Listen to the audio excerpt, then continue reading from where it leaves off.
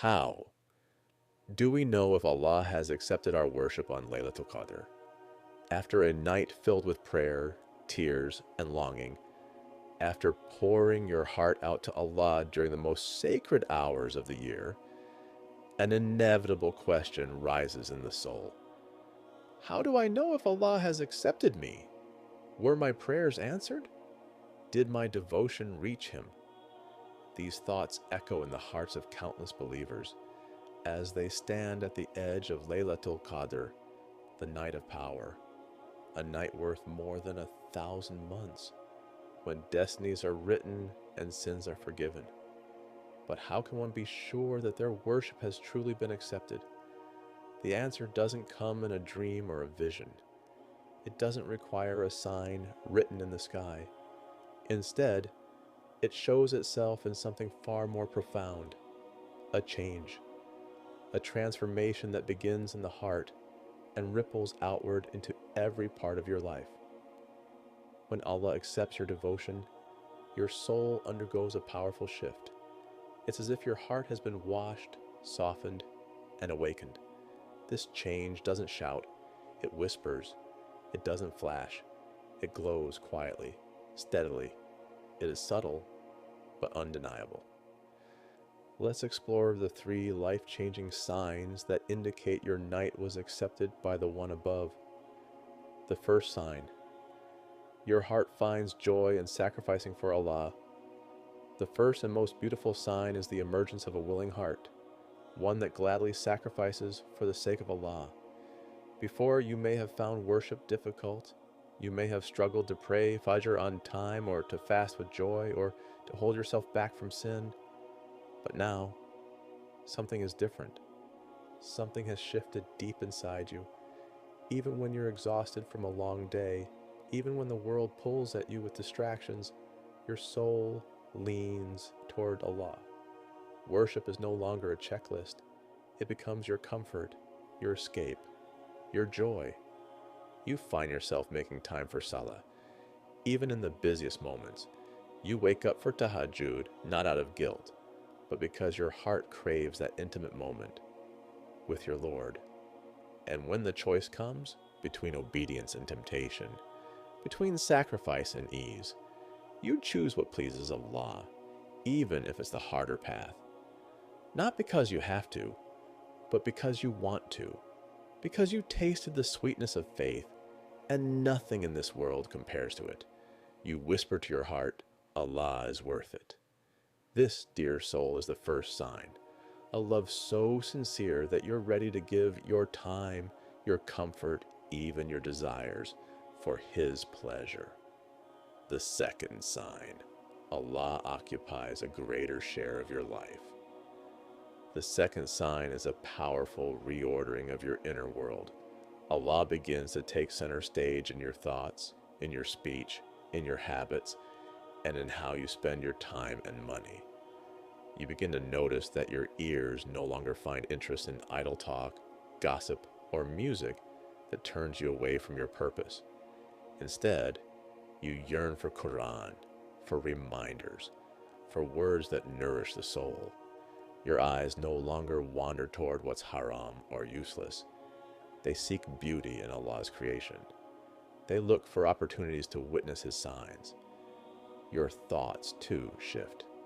The anxieties of the world still exist, but they no longer overpower you, because your mind reflects more often on Allah's greatness, on His wisdom, His mercy, and His promise to those who believe. You think more about your ahira than your dunya. You remember death, not with fear, but with hope that your soul will return to the one who loves you more than anyone else ever could. This internal shift shows up in your time management too.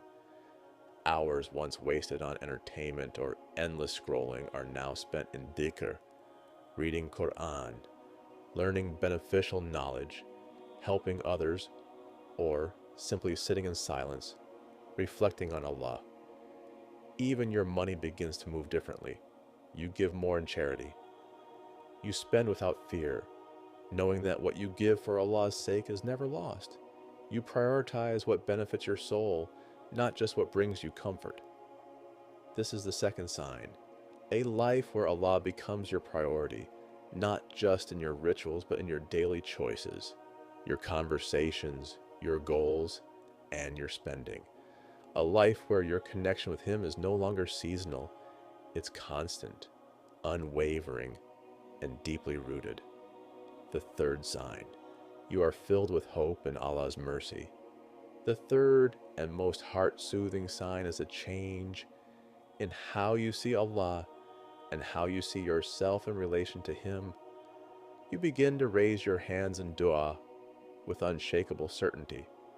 You stop doubting whether He is listening because you know He is. You speak to Him with confidence, like someone who is deeply loved. When you make mistakes, you don't fall into despair. You run back to Him, convinced that He will forgive you, that He will heal you, that He will never abandon you. The voice of self-doubt begins to fade.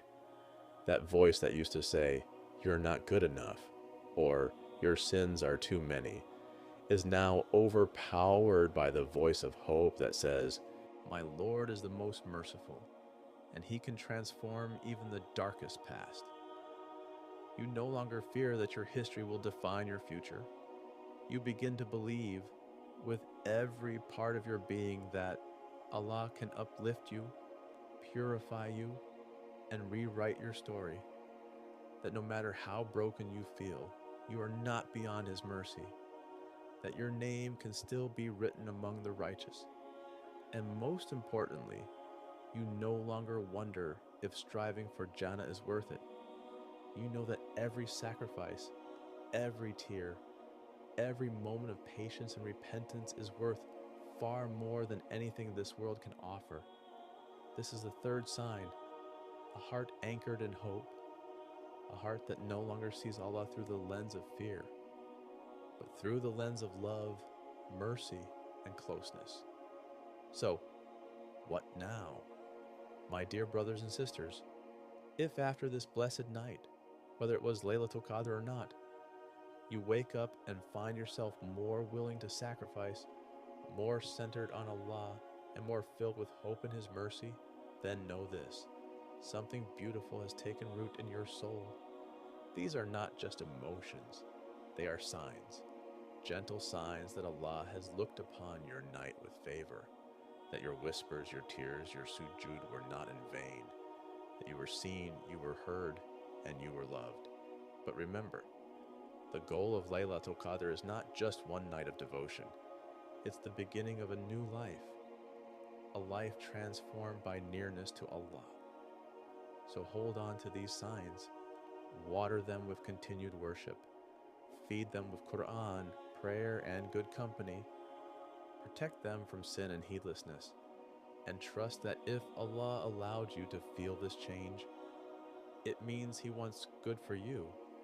May Allah accept our worship, elevate our ranks, and allow this night to be a turning point in our lives. May He make us among those whose hearts remain awake even after Ramadan ends. Ameen.